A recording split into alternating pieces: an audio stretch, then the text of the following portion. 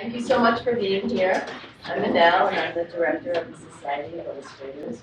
And this evening is really an incredible collaboration between the Society of Illustrators and FIT.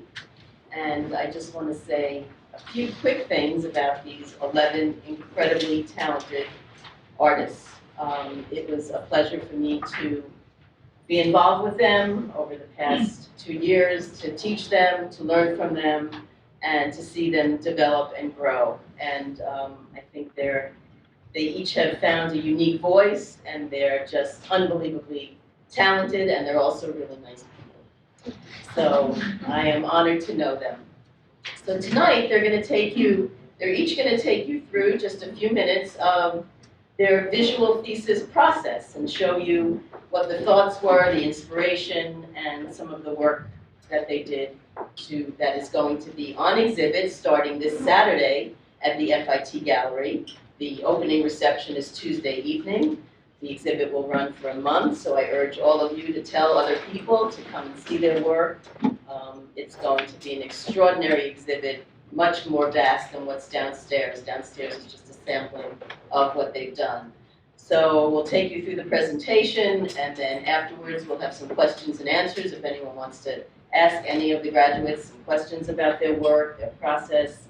You can also network with them later on when we go back downstairs to have some food and to drink more wine and to just celebrate the 3 extraordinary years that they took out of their lives, busy with families and jobs, and I have always told them that I have been inspired by them to take 3 years to do a graduate program when you're so busy with so many other things. So I applaud them, and I'm sure all of you applaud them as well. So first up is our Boren.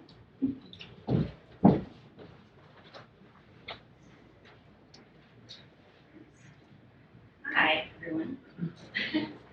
Like Adele said, we're really excited to share these projects with you, so thanks for coming. I'm Laura, and the first thing I wanted you to know is that I love New York City, which is probably not surprising, because who doesn't? But I didn't always. When I first moved here, wasn't digging it, so that's because I grew up on a farm in Illinois, 1,004 miles from here, and aside from even just that distance, the difference in distance, there's also a lot of cultural and environmental differences between those two places. And so when I first got here, a little bit of culture shock, but I recovered pretty quickly, and now I love it. Like most of you, I'm sure, I love the rhythm of the city and the people and the opportunities that are here. But I also still really love the Midwest, and that conundrum sort of had me thinking about for a while, like how the places we live shape our experiences and then shape our perspectives of the world. And I think that both of these two places that I love so much have a lot of important things to say to each other. Maybe because they're so different, they have just valuable things to share. So I wanted to make something to share that experience a little bit of growing up on a farm in the Midwest. And I thought, what's a better place to do that than with food? And everybody eats, we all have that in common. And my family has a meal that we always share together every time we get together for reunions or whatever. And this drawing on the screen is actually the setting that I drew for this book. This is my grandparents' house. And I guess when I started, I wasn't exactly sure where the project would end up. But this sketch is where everything started making sense to me for this project.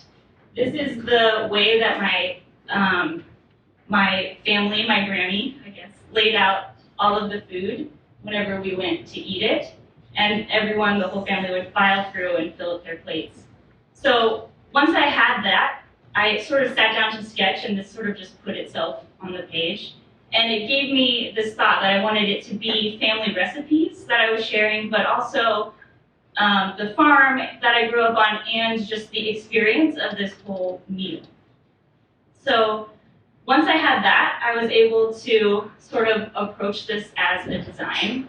problem. I have a background as a graphic designer, so I went a little bit crazy and wrote down all of the recipes and different anecdotes and little stories, bits of life that I wanted to share with it.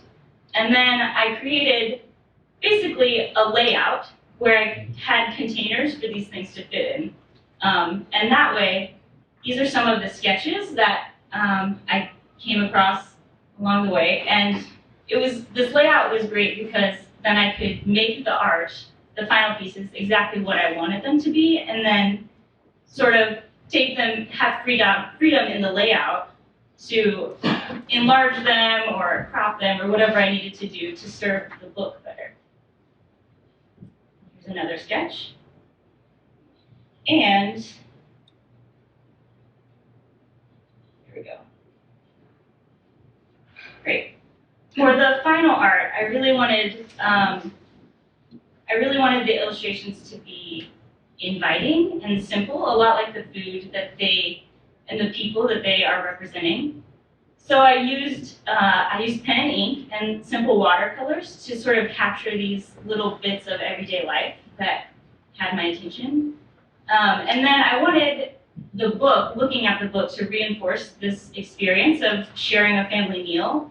So the layout of this book, the way, the mechanics of it, this little animation is showing you the final art, but also just the way the book folds. It's four, I guess 3 long pieces, and they close gatefold, so fold in on themselves twice. And I wanted it to be like that because it's like sharing a family album or sharing photos around a table. And it's also, I was able to put the recipes then on the front, and if you want to cook the recipes, things aren't in your way, it's easier, but you can open these pages and have more support, I guess, for this experience of the meal. And this is the final illustration in the book, and it's the finish of that first sketch that I shared with you that sort of sent me down this path. And it's not life-size in the book, obviously, but it is a really long piece.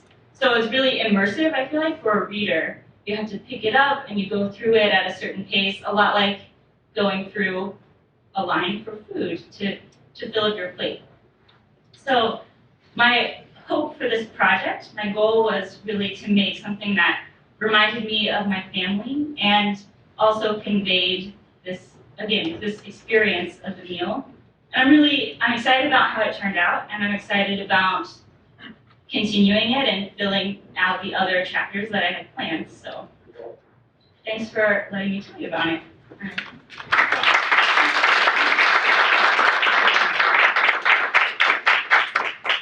Next up is Maria Carluccio.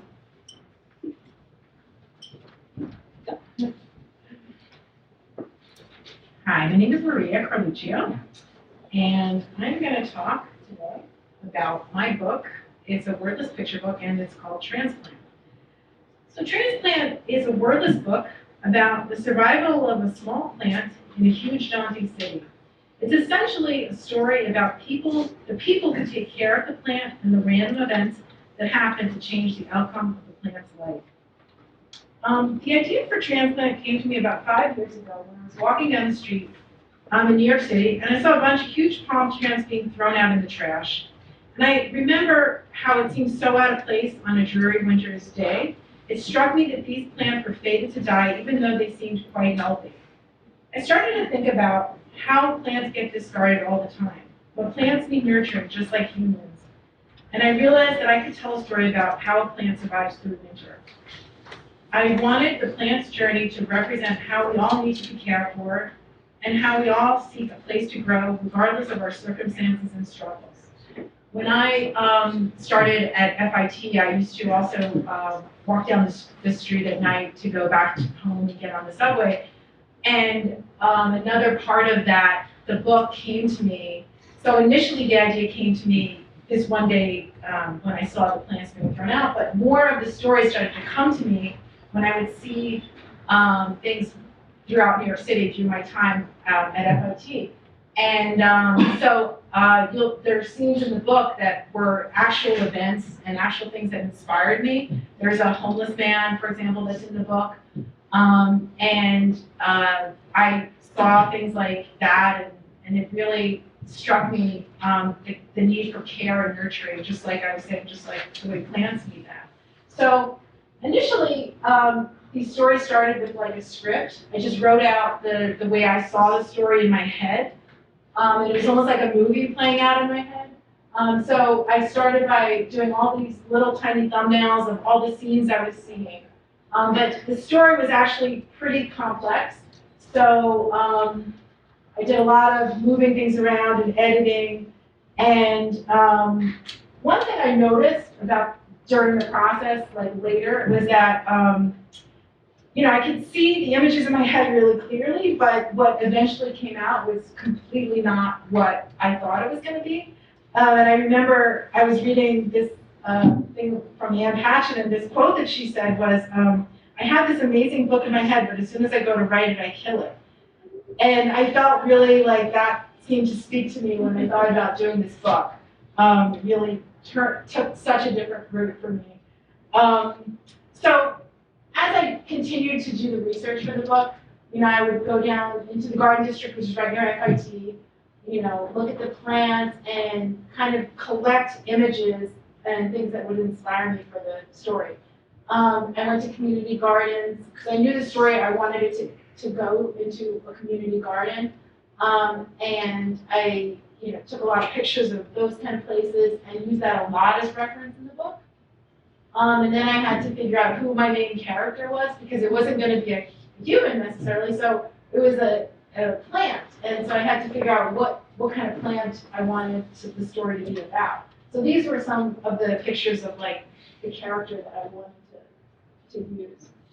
And then again, more research with different things that inspired me when I was Googling, like streetlights or architecture or, corner storefronts. Like I would see in my head the picture, and then I would have to go figure out, well, where is this going to take place? So I had to do visual research. And then I did like inspirational research, like just a lot of like collecting images that I don't know how I'm going to use it, but I love it, and something about it spoke to me. And in the end, stylistically, I thought it was going to be kind of digital, but it ended up completely not being that. And one of the reasons why it didn't end up being what I thought it was because as I was doing my MFA, we did a lot of reportage in New York City, and some of the drawings, like the way that I was drawing was unlike how I had drawn before. So it was much looser and gestural, and I kind of liked working that way. So I continued really drawing plants that way. And I started really just in black and white, and I was kind of afraid to go into color. And then I ventured into sepia. I don't even know why, but I just remember trying a different color ink. And then after the sepia, I tried to incorporate the sepia ink with color. And so then I was finding how I was using the sepia with color. And at the time, I was working on another project, and something completely different, and I had drawn this like architectural, like this cityscape for another book idea I had. And I showed it to my teacher, to Dennis, and he really liked the sketch, and we talked about it, and he said, I think you should just keep going with the sketch. I don't know how, but just keep going. So I did, and I kept drawing it, and eventually I came up with this like accordion fold image for the book, and I ended up actually using it for the cover of the book, and the cover of the book kind of unfolds like that.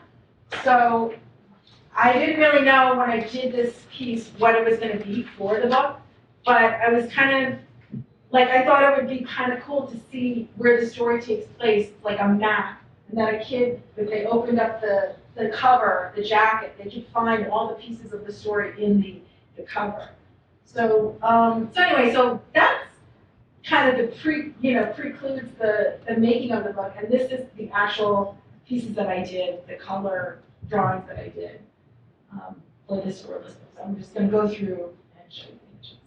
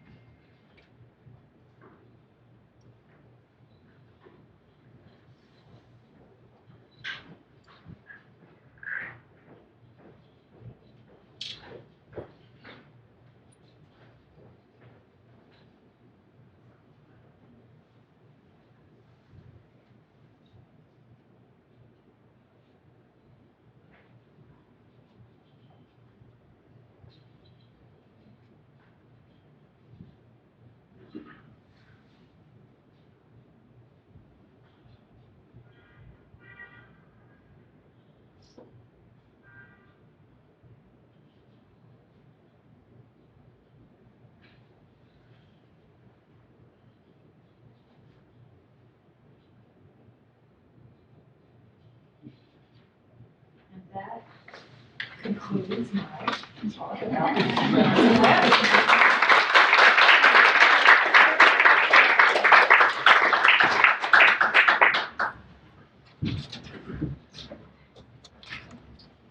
Hi, everyone.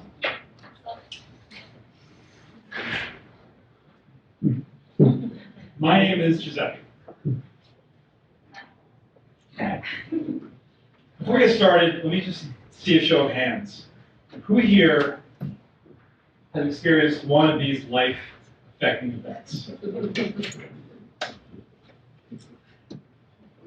You did not raise your hand. You live a very interesting life. We should talk later. I've raised my hand to each and every one of these. I had a child, I moved to new parts of the world. I started new jobs, I had surgery. But in 2009, during a doctor's visit that was supposed to be uneventful, the nurse said to my wife and me, rather matter-of-factly, "You're on twins." And so now that's a new one that we had to raise our hands to. Just like that, the life we knew was over. We had to sell our apartment, we had to sell our car, we had to find a new apartment, we had to get a new car, bigger car. We had to move to a new neighborhood, and all the while caring for infant twin girls who never slept or ate on the same schedule. It was tough. But I can't imagine how hard it must have been for my 3-year-old son.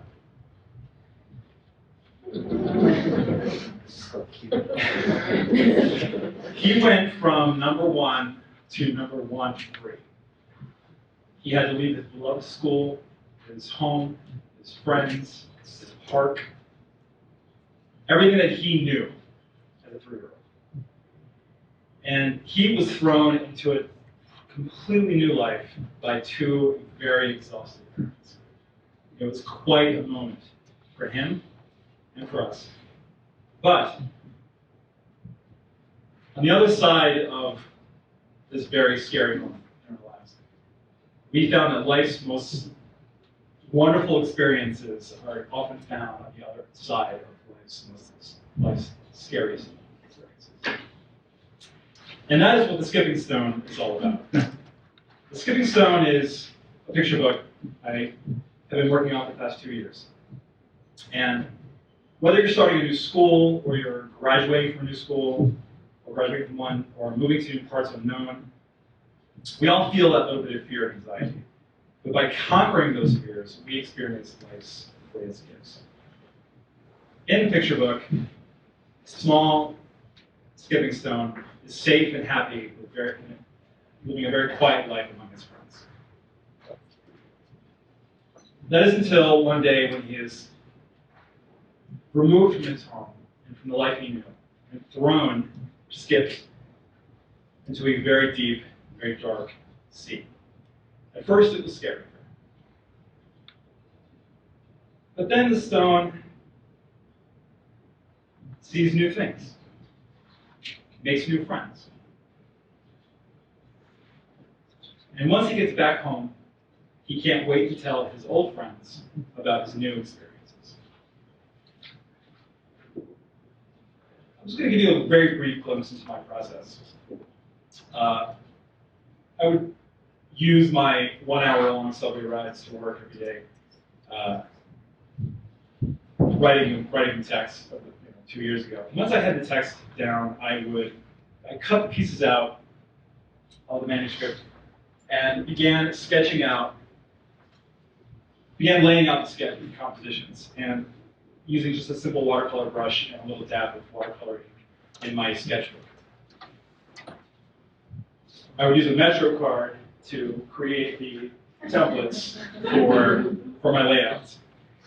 At this point of the process, my goal really was just to find the pacing of the story and try to make sure that the protagonists, make sure the compositions were varied and interesting.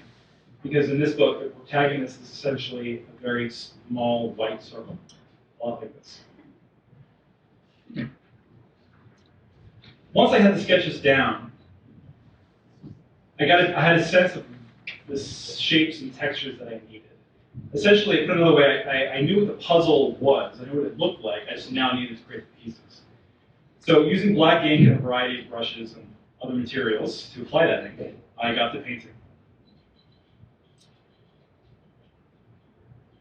It may just look like a bunch of circles and squiggles and splatters, but I see stones, I see seaweed, sand, water, I see clouds, sea life, beach plants, coral. I had a game plan, but I made sure, like I knew what I wanted to do, but I made sure that I allowed myself some room for happy accidents. Some of them happened onto my clothes. So using the sketches as a guide, I scanned each painting in and began to composite them through using Photoshop.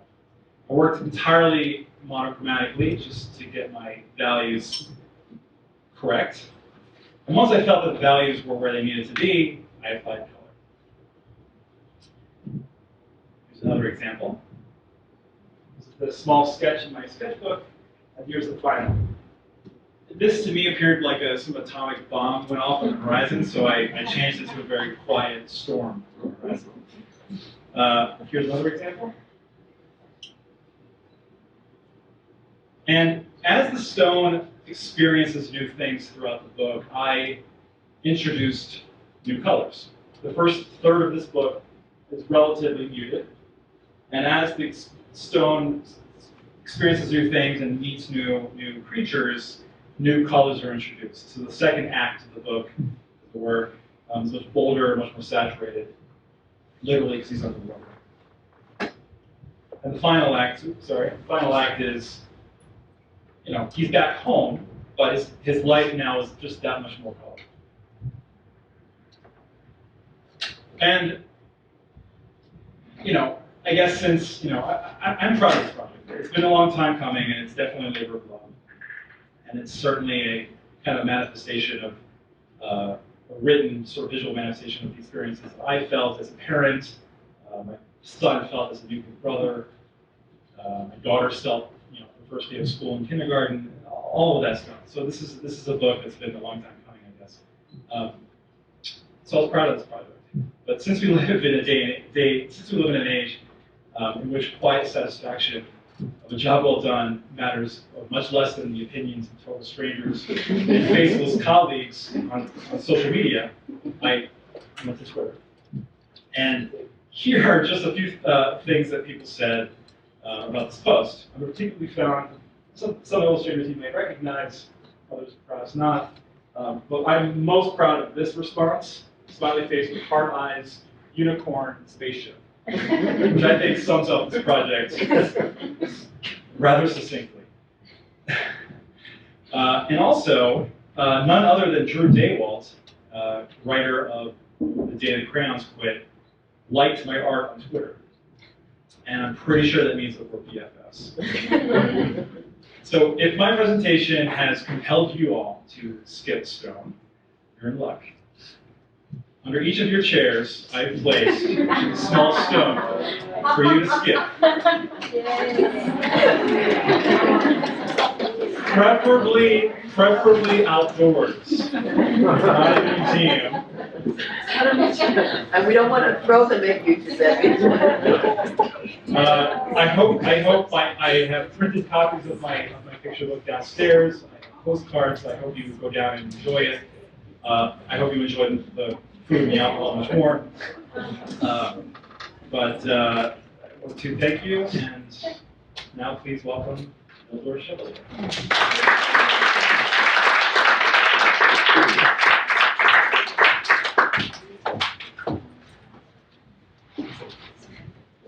Good evening, everyone. Thank you for coming tonight for my presentation. My name is Mildor Chevalier, and I'm going to quickly take you through my project called The Journey of Daniel Lafayette. Daniel Lafayette is one of my favorite writers, and the project is I do a series of paintings illustrating his 26 books. And it all started right after I graduated to earn my associate degree in the Dominican Republic at Altos de Sharon, School of Design. Then I got contacted by a director in Spain to make an illustration illustrating a poem of Pablo Neruda, probably you all know, this Chilean poet. And I was very excited to experience that. It was my first time illustrating a poem. And after that, I get very, excited about the idea, and I wanted to do a series of illustrating Pablo Neruda for my BFA degree at Parsons. Unfortunately, our thesis was assigned, and I had to do something else. And I was still waiting for an opportunity to do something like that. Then when I get to FIT, I was still considering that. And at that moment, I discovered Daniel Lafayette. And so he is a Haitian Canadian, and he practiced journalism during the Papadoc regime in Haiti. And he was working on a story against the regime, and his life was threatened, and he decided to exile to Canada. And when you get there and work low-paid job for 8 years, and one day he said, I wanted to do something for myself, according to his words. And he bought a typewriter and a Remington 22. And with one finger, he wrote his first book called How to Make Love to a Negro Without Getting Tired. And that was the book. And everybody was buying the book for the title, but it was not what we all thinking. It was about race, immigration, identity, and so on. So I'm going to quickly take you to the process of making the paintings. So I first, got the book and read the entire book, and subway whenever I have short time, and read the book. And while I'm reading it, and I take note, and sentence that I find would, have the entire essence of the book. And when I find a paragraph that I like, and I start to make thumbnails. And when I'm very comfortable about the thumbnails, I make a sketch more elaborately. And I usually make my sketch on transparent paper so that I can flip it and continue the other side, so that allows me to play with my composition easily. And also I get reference everywhere, and apart from Mr. or Mrs. Google, I used to take pictures even I don't know what I'm going to do with them, and I store them, and when I find something I can use them for. So I do that. Actually, when I was in Haiti, I took a lot of pictures, and for this book, An Aroma of Coffee, it was a great reference for me to use. And so far, I did 10 illustrations, 10 paintings already, of 26, so way to go, but I'm excited about the process. And also, I'm compiling all of the illustration into a book, and in order to him as a writer. And also, I couldn't find it Remington 22, but I find an Olympia on Craigslist. And I typed the excerpt that I choose for each painting. And so far, it has been a wonderful journey for me also.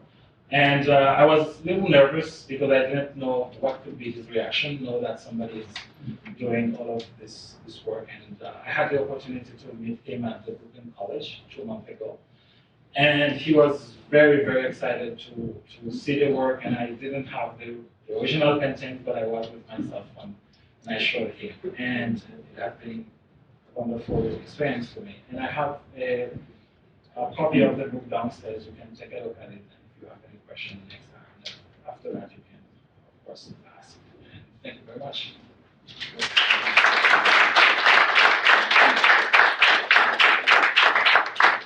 let's welcome Josh Fronk.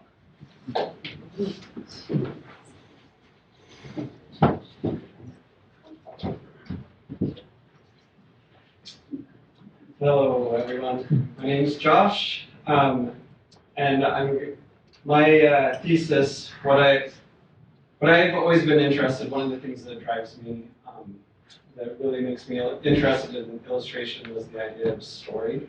So for my thesis, I knew I wanted to do a story of some kind.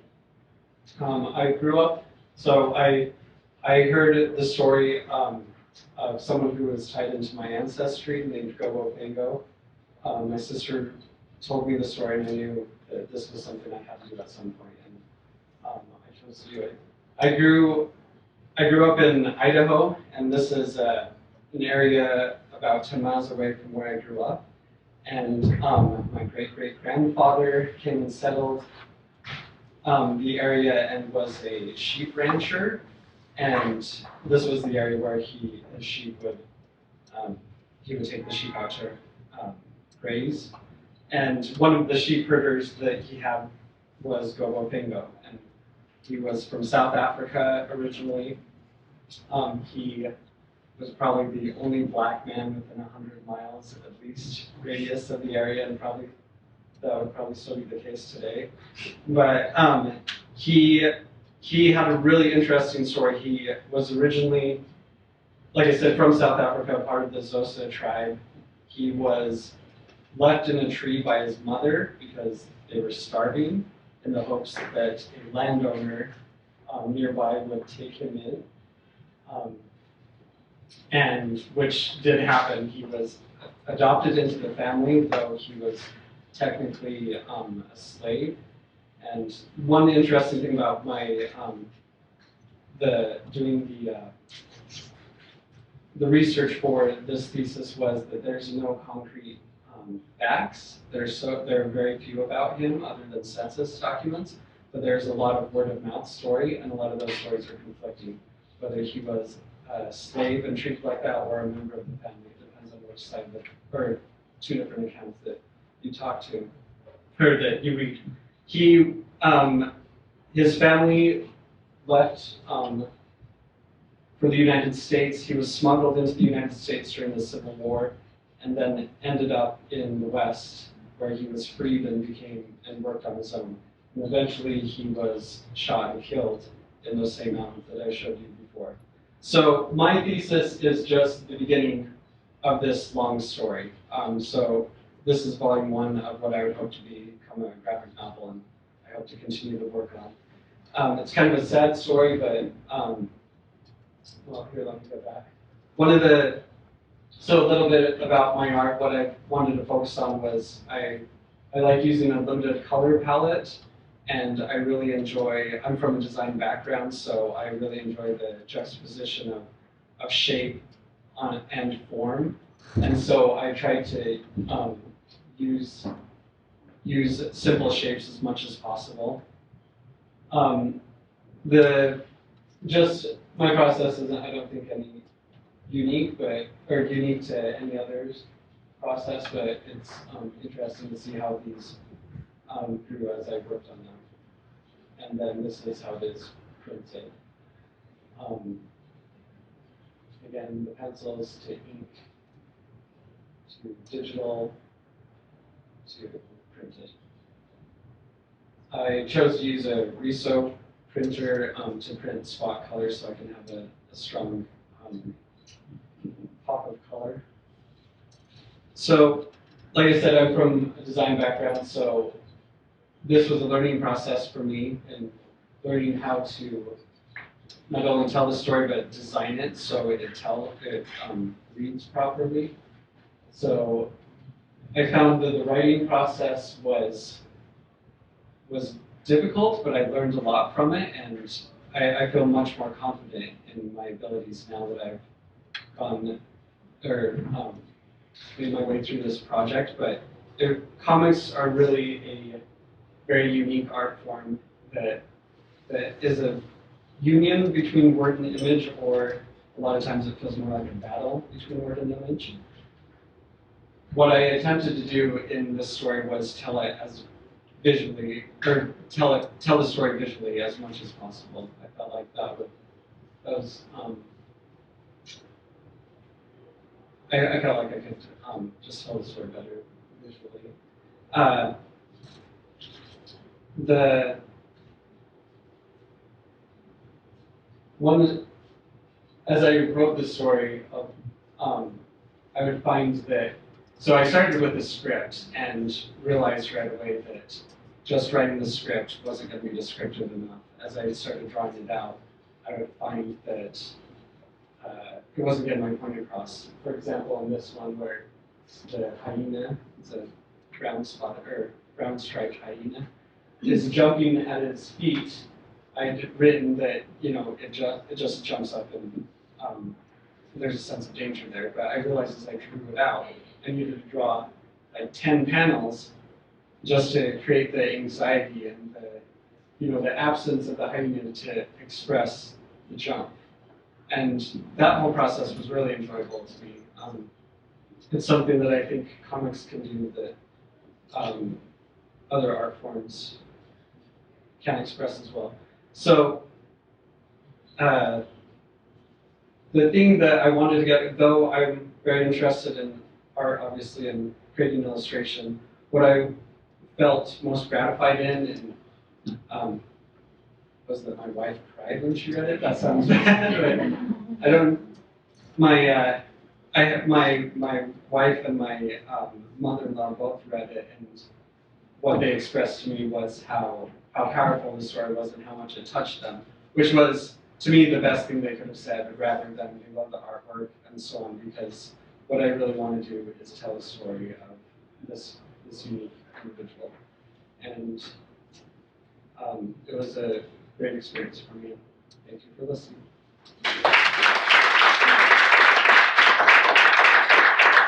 Let's hear from Naru.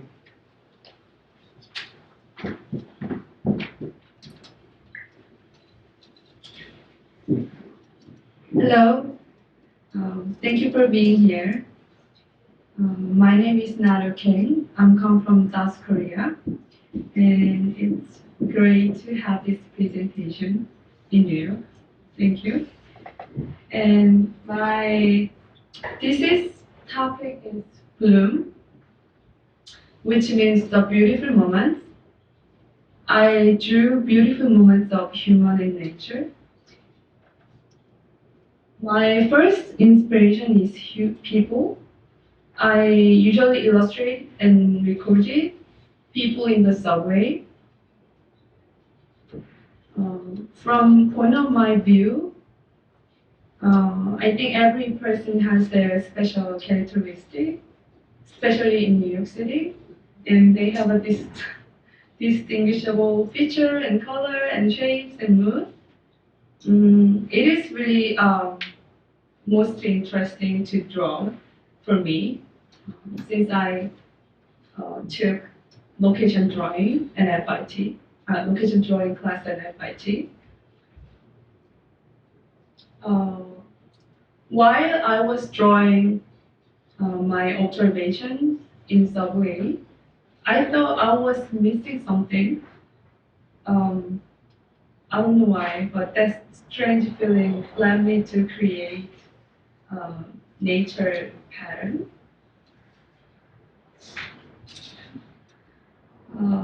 This is one of my philosophies. Is for everyone and for me, nature is really important for our life, and I think humans are harmonizing with the nature in every second.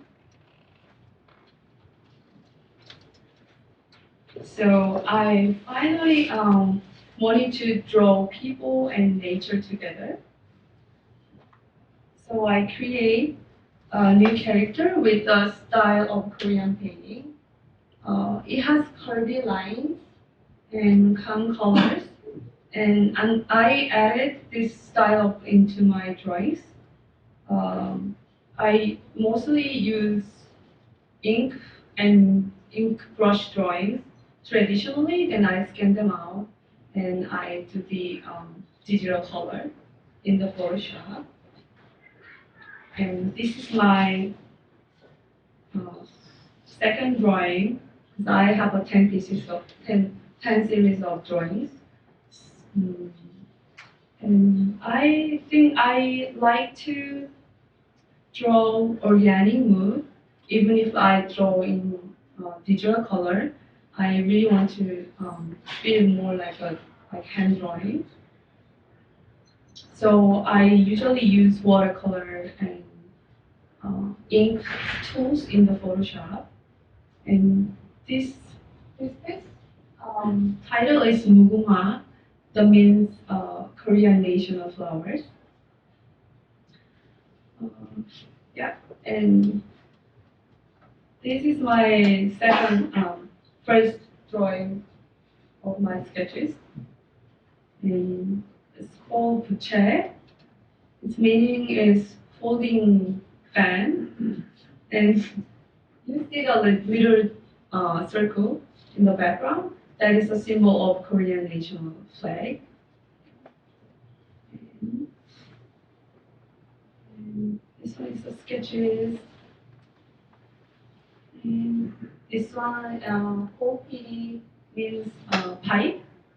And I saw him in the subway station. And he had a really happiness, his mood. And I really want to capture him to draw into my drawing with like morning glory, because the morning glory is like they bloom, like feels more like a plain pipe. I don't know why, but I think it's really good matches. And this one is sketches of next drawing. And title is A Piano Man. He looked really little sad, and he's playing his little sad too. So I imagine his mood can matches with gloomy some ginkgo trees in fall. So I put them together. And this one is next drawing of sketches. Title is An Old Lady.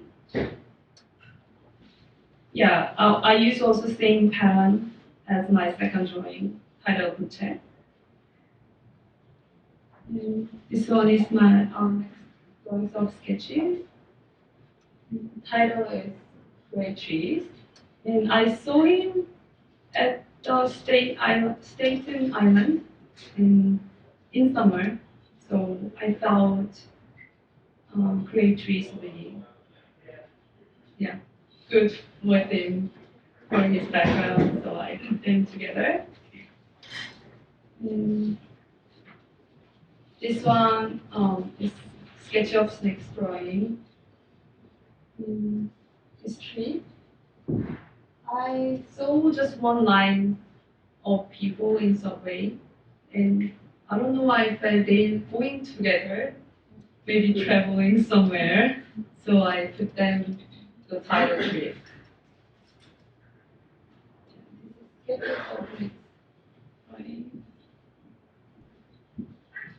Title is Holy. Actually, I saw her with the piano man, because she was watching a piano man, so she feel like she's falling in love with his music. So I put the title of the Holy. Yeah. And this is the title is A Spring Girl, and I saw her in spring. So the title name is Spring Girl. And this is my last images. Yeah, I saw her in L train station. I think she's like her job is like just playing violin in the L train station, so it's really impressive. And her gloomy looking and her music is, I thought, it's good matching with the calabash. Her sound is really heavy, so I think, yeah, matching. Yeah, it's all, I show all my drawings, but I updated and developed more patterns from my visual images. So I designed tote bags and a dress, not in here, but clutch and pouch, pillow and notes. Yeah. You will see them in the downstairs, few of my items. And also you can see my dress and pouch in our exhibition. And yeah, and my shoe look like this. Yeah. I think thank you for your attention. It's really honored to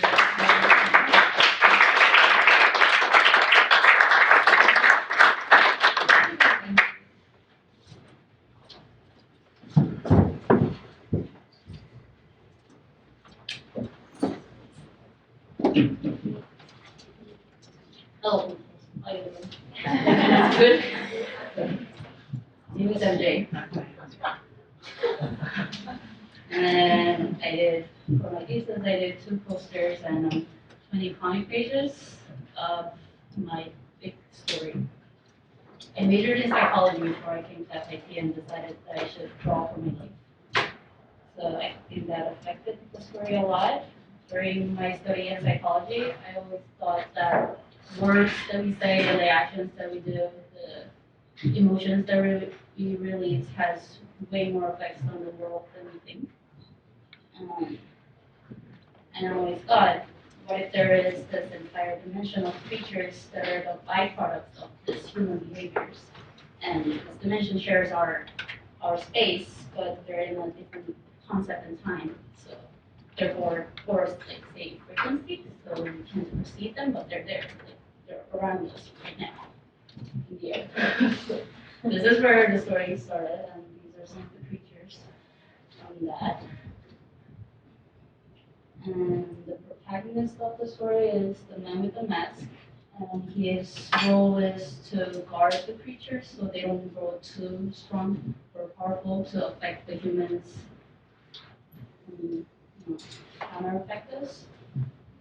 And so that's the big story or big universe that I created. And Syringe Mushroom was the omnibus episode about a little girl who was being abused by a shaman godmother to become her successor. So it's not a happy story. So she doesn't know how to handle her anger and her deprivation because she's an introverted person. And she is creating these weird mushroom looking unconsciously. And he's there to hunt them down or try to help the girl so she doesn't get swallowed by the mushroom. That's the first initial sketch. And that's the first initial concept sketches for the character development. So a lot of the designs changed. I was really affected by Korean shamanism. I don't know if any of you know except for Naru. but that was a really big influence for me. I love ghost stories and get terrified and not sleep at the night at the same time. The research was fun and it was creepy at the same time. A lot of the elements here that's going around here is incorporated in the comics. I put so way too much detail on the accessories because I was having so much fun, but it's all worth it. Before I do this or came to FIT, I usually worked a lot on webcomics, and you can kind of see in this initial few pages, it's all vertical. There's not much going on with the panel. So I changed that a lot in my finished products, which you can probably see downstairs at my iPad. They're all there. All the comic pages, that's a beautiful sketch on the left. I don't know why I sketch. All the pages, all the comics, they're all done digitally, just for the sake of time and for comfortable editing. And that's the finished page. And that's another full spread. Again, I don't know why I sketch, but a lot of things change during the process. And For the two posters I just did an ink drawing traditionally because I missed them so much. Working with the tablet for half a year was, I needed some break from it, so I did some ink drawings and then colored them digitally. That's the second poster. And for me, this thesis was experience. It was like a push on my back to actually get in there and to tell a story, because I was always holding back everything inside myself. I didn't know what to do with it. And the entire thesis was more of a refined and finished form of that. So it just helped me to have a first step on my art career, I guess. And that's about it. Lastly, I'll show you a 20-second trailer that I made. I think it shows the mood of the strange mushrooms well, and I'll conclude this.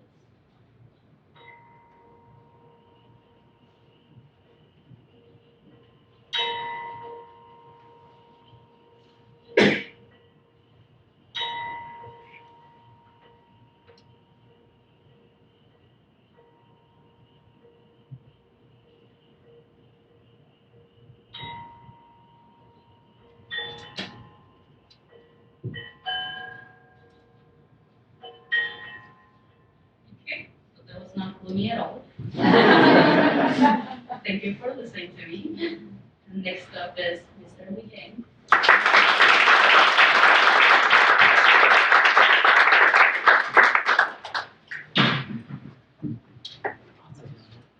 Hi everyone, my name is Ligang.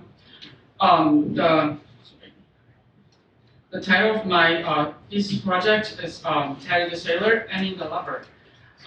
This is a story I wrote. It's based on a dream I had in last year. It's a love story about a ghost pimp sailor, which is the pink figure, is Teddy, and his lover Annie, who's on the, sorry, that's the left side. Anyways, so the book, the story is about those two characters. They are separated by a misunderstanding, but eventually they find each other again. The book, the saga of Frankie and Johnny, illustrated by John Hill Jr., inspired my project. Because the way he depicts the jazz era really fascinates me and makes me feel like I really want to do my own book to capture a glimpse of our own age. So I did this project. Before I came to America, I studied oil painting and sculpture for many years. So I think after years of training, it becomes my instinct when I think about a piece of art. I want to see the art in the gallery or the museum, like I want to see the original art, because I believe that for a good artist, they would always put considerations in every aspect of his or her art. Because I think even just a slightly change the texture of the paper or the thickness of the paint or the size of the art or even the brightness of the displaying environment could affect so much. And like eventually they're gonna change how the audience perceive the artist's vision. And for me, when I really like an art, I don't want to just appreciate the beauty of the art. I want to know everything about art. I want to know how. I want to see exactly what artists see it when he creates it, so I can get into his or her head to understanding his idea. So that's why I did the digital book, because I think if I did digital book, I can, and also if I present digitally to my audience, so there will be no information missed in the transition. And especially I think it's a blessing for me to live in an age like now, when the high-res screen is so easy to attend. everyone can see the art on their tablets, on their computer, or on their smartphone. It's a very economic way to show your art, to share your experience and your idea with the world. And additionally, I think there's another advantage about doing digital art is you can have a whole new different color palette, which I think the color palettes is even Van Gogh would never have it. I really love the illuminating bright colors from the flat surface. So that's why I did everything in only 6 colors, which is the primary and secondary colors in the RGB spectrum. With the traditional art background, so exploring the interaction between traditional medium and digital painting has always been a topic that attracts me. So I borrowed a printmaking technique to create my own art. I multiplied 3 layers in Photoshop, and then and that's how I get the art, the image I have here.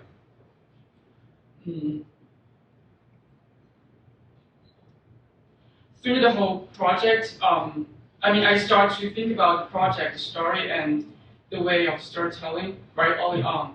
So in the past year, I changed, I experienced a lot in the storytelling. This is my very first stage of the storytelling. I create the character completely differently. The character on that side, the guy is my first teddy, and on this one, it's well, she's not Annie, she's just prostitute in the story, which is not a main character. I did this style for probably 5 or 6 images, but then one day I stopped because I feel like I get too I was focused too much on the character design instead of telling the story and telling the idea of as a whole. Because I believe making this book is not just about a character, or it's not just about a story. It's about every aspect, like my audience would see. So I start to simplify the character, simplify my elements. So I did something like this, then like this. Eventually, this is the style, the visual style I get for now.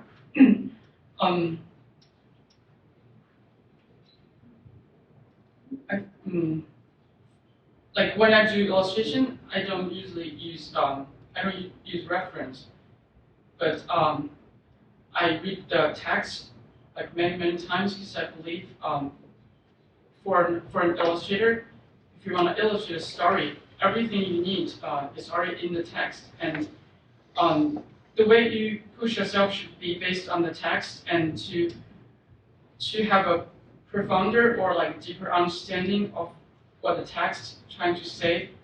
So I usually just read the text over and over again and eventually get my own understanding and my own interpretation of the story.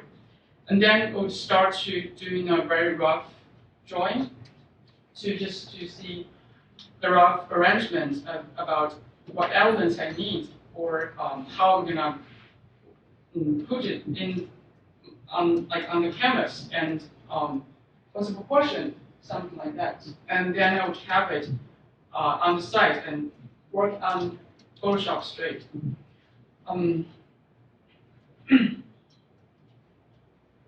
I think for me, I think even the style it's very graphic and very digital.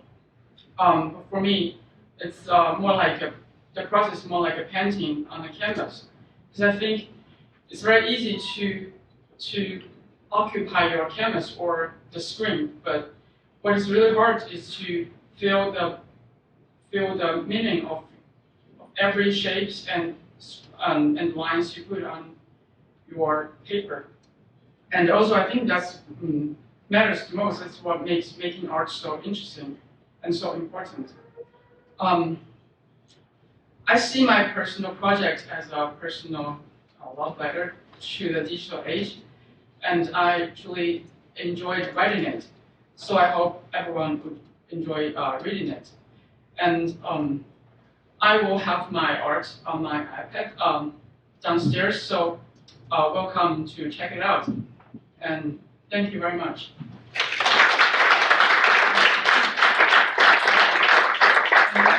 Welcome, Stephen Schaffenberger.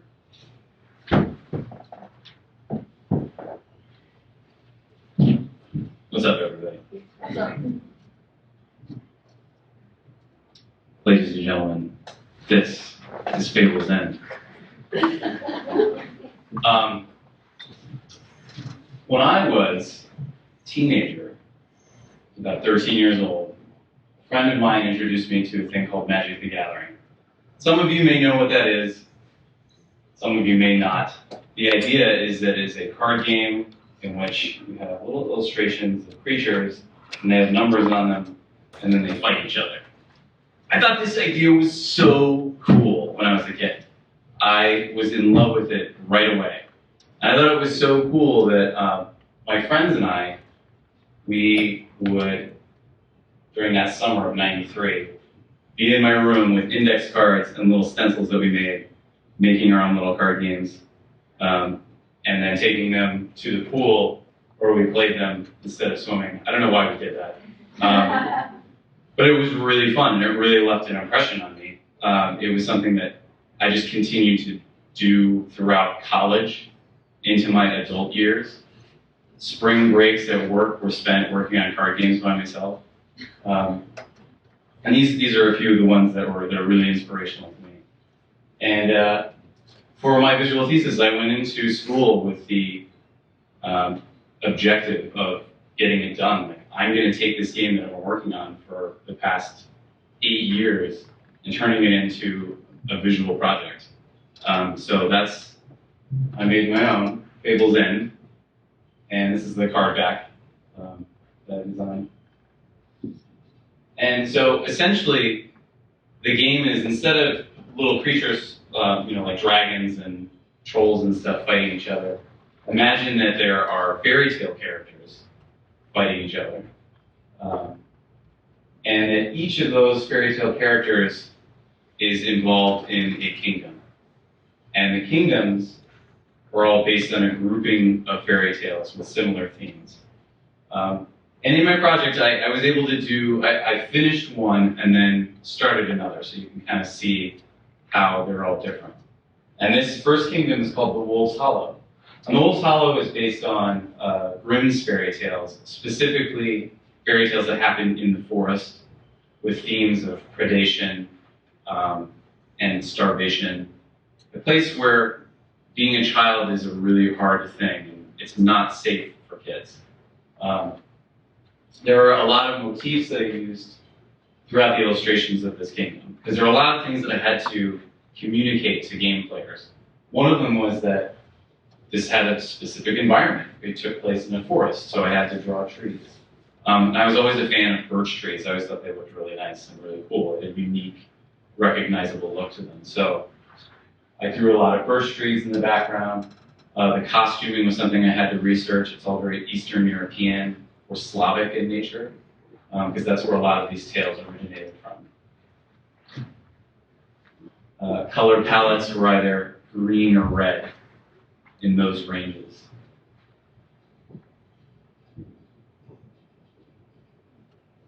Some of these pieces are connected, like this piece right here, where we see a Red Riding Hood in the middle.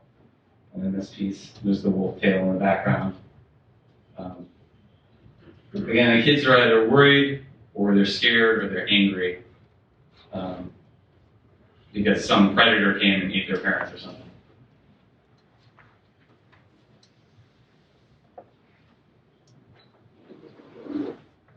And throughout this process, I was also designing the layout for the graphics on the cards.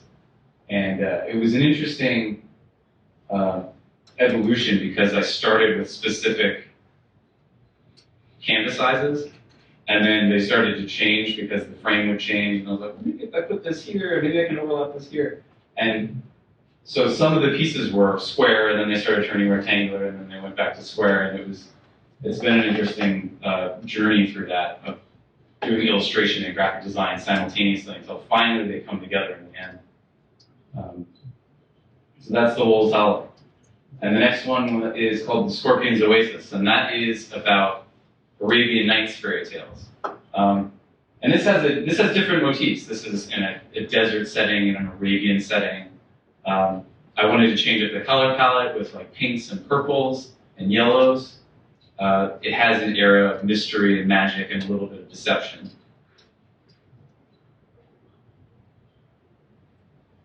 Again, you see that the canvases are all square now, because that's what I found worked the most easy.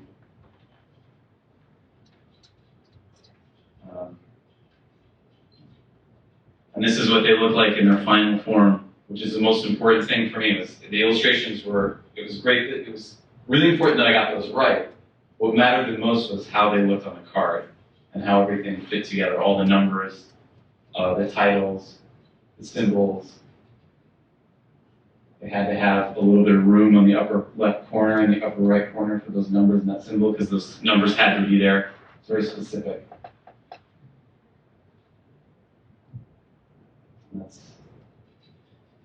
That's it. If you guys want to see some downstairs, I have some sample cards that you can take home with you and be like, wow, what is this? I don't know how to play. It's really cool. It's great. I'll give this to my really nerdy friend. Yeah, so that's it. Thanks.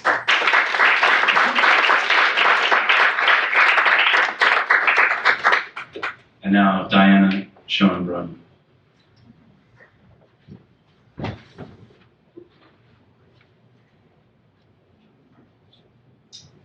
Hello, hi, I'm Diana.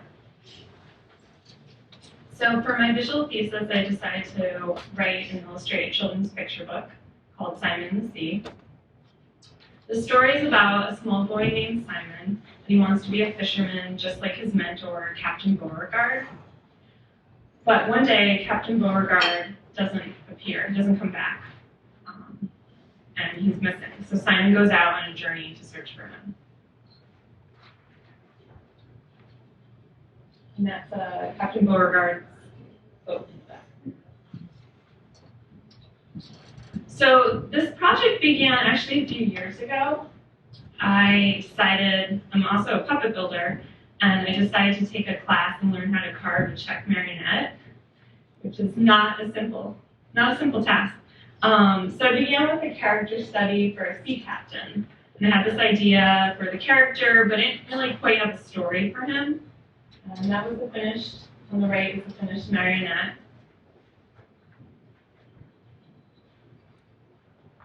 So here are also some inspiration photos. When I have time outside of school, I like to travel. A couple years ago, I went to England and Wales, and I went to a lot of seaside towns. And I went to Maine, there's a lighthouse, and that was inspiration for my story, for all these harbor towns and seaside images that I would create for the picture book. So here are some really rough, so when it became time to do a thesis, I decided, okay, let me start fresh. How do I want to depict a sea captain, and what should Simon look like? So I didn't want to overthink it. I just started sketching, just keeping the ideas really loose, different variations and sizes for the sea captain, and what should Simon wear. These were early sketches for the fishing village and the town, and I was trying to figure out what would the buildings look like. Just really loose sketches again.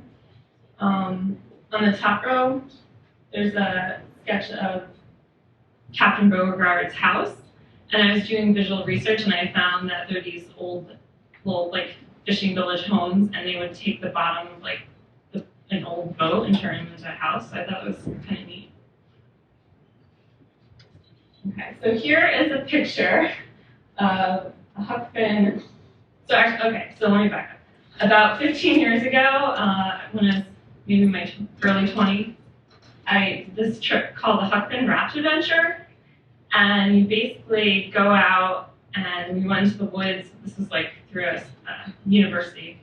And I was with people who knew how to build boats with timber logs. And I was just like, what did I get myself into? This is kind of crazy. So we built these rafts. We tied them together and we sailed down the Pennsylvania River for 2 days. It's quite dangerous.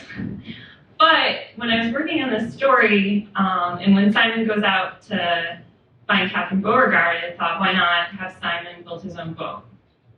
So this personal experience became inspiration for the picture book. And that's not me. I couldn't find a picture from the trip, somewhere buried in my house.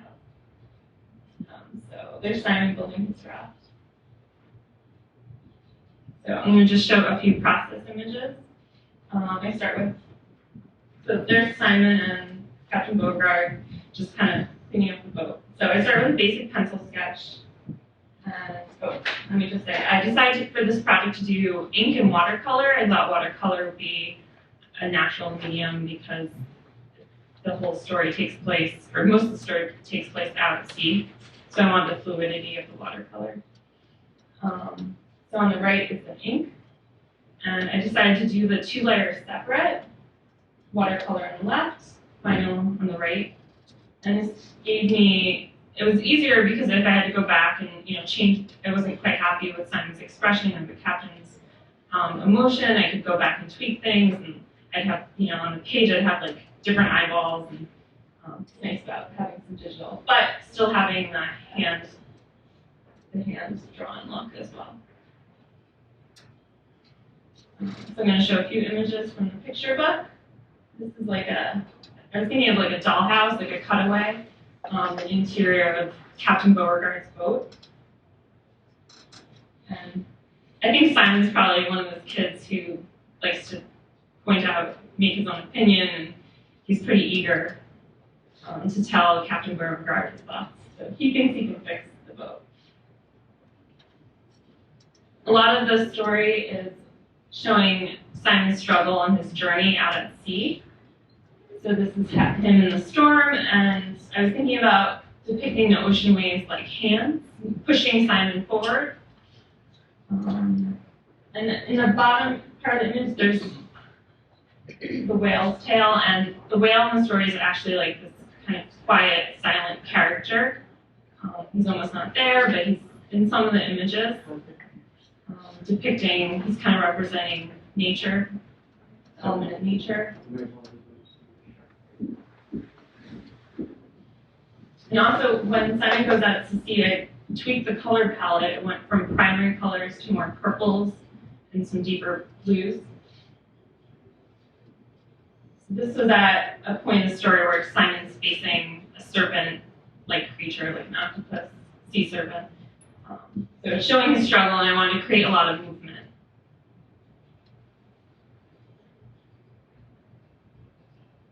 And here's a pinnacle point in the story. Simon has searched for the sea captain who was stuck on the rock, and in the story there's the push and pull of Simon versus the sea and Simon versus nature. And in the end, throughout the story Simon's struggling and there's the conflict, but in the end the nature's there, it's listening, and the whale helps push the captain off the rock. So I have the picture book downstairs if you'd like to see more of the images. But thank you, and I'm going to welcome next Sharon Volpe.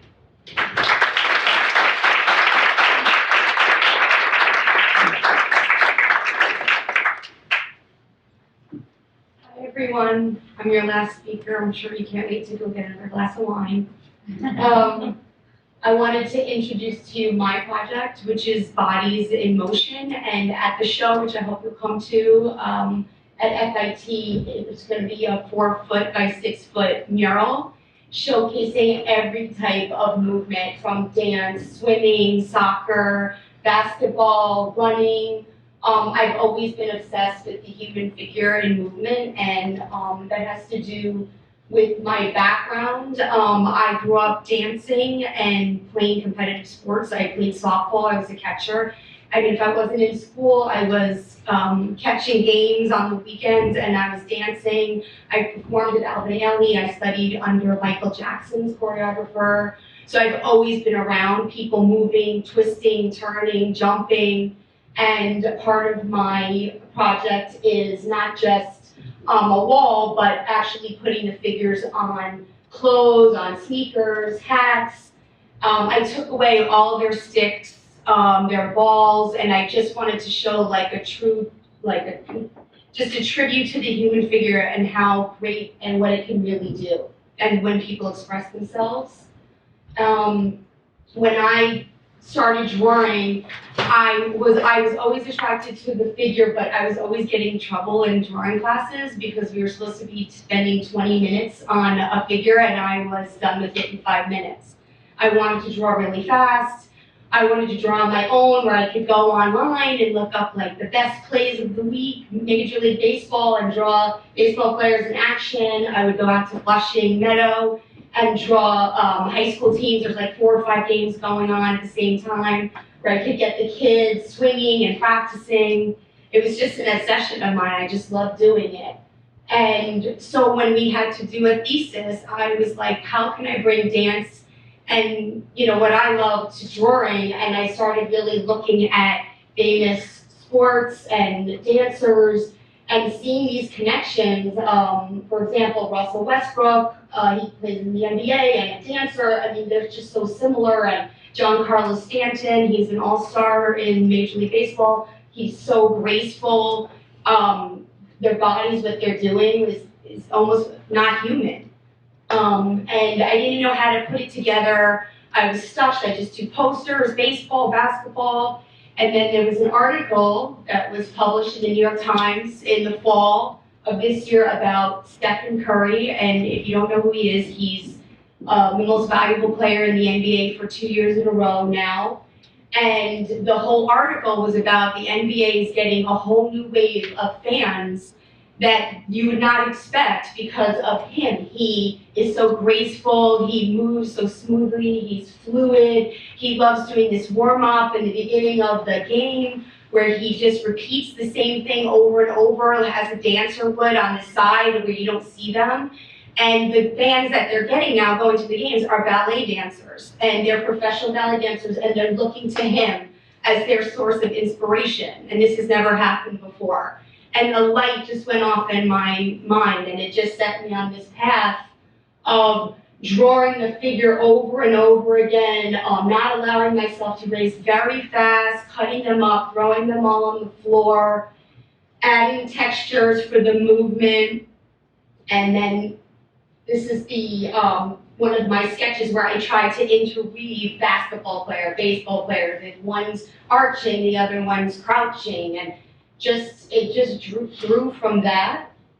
And I looked a lot at Gene Julian. He posts a lot of his sketches on social media, and his gestures are so simplified, as well as J.D. Lee Reardon. She did all the promotional materials for the New York City Ballet last season, and I just loved their figures, and I just kept on. I just kept drawing and drawing.